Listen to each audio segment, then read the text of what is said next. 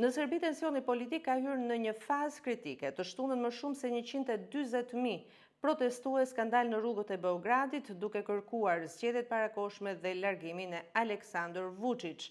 Me parullat "Duam zgjedhje", turma është përplasur me forcat e rendit. Mësohet se të paktën 77 persona janë arrestuar. Nga ana tjetër, Aleksandar Vučić ka reaguar ftohtë. Në Instagram ai ka shkruar për protestuesit se ata duan që të përmbysin Serbinë, por kanë dështuar dhe në kuadër të kësaj logjike, të premten janë ndaluar rreth 5 persona nën akuzën e grushtit të shtetit në Serbi.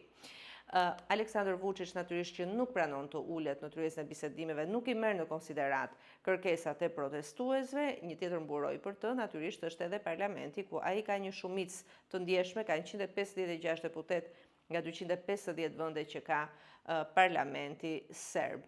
Një protestë mbar popullore, një protestë e cila nisi si protestë studentësh, por tashmë është ndruar në një protestë mbar popullore që ka hyrë në muajin e saj të 8.